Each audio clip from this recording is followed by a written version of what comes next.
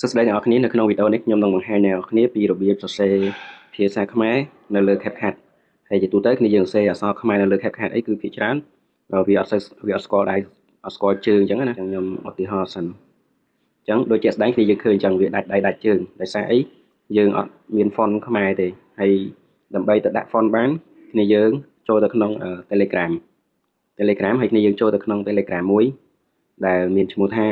នេះOppo មក app video អញ្ចឹងគ្នាយើងចូលទៅ download font នេះមកនេះ font ហ្នឹងណាចូលទៅ download វាមកបន្ទាប់ពីគ្នាយើង download ហើយគ្នាយើងចូលទៅក្នុង my file ចូលទៅ my file ហ្នឹងគ្នាយើងមើលទៅកន្លែងនេះកន្លែង archive នេះ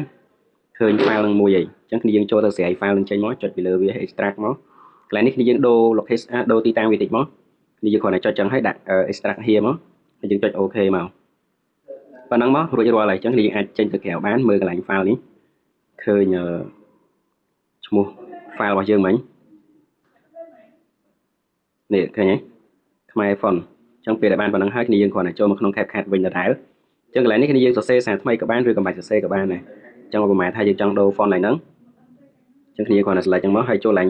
font ហើយគ្នាយើងអូសមកក្រោយអស់កន្លែង my font ណាហើយគ្នាយើងឃើញកន្លែង add អីគ្នាយើងមកកន្លែង my font ហើយកន្លែងនេះបើអត់មានសូអីទេគ្នាយើងចូលមកកន្លែង tray 3ហើយចូលកន្លែងទូរស័ព្ទរបស់យើងហើយមើលកន្លែងពាក្យថាខ្មែរ font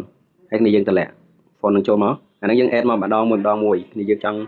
ប្រើ font ណាគ្នាយើងដាក់មកឥឡូវខ្ញុំ add ថែមទៀតសិនចាំខ្ញុំសាក select font ឲ្យគ្នាយើងមើលឥឡូវគ្នាយើងអាចនេះបានហើយ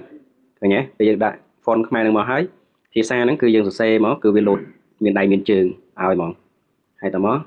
ឧទាហរណ៍យើងចង់សរសេរតទៀតសរសេរខ្មែរលើ CapCut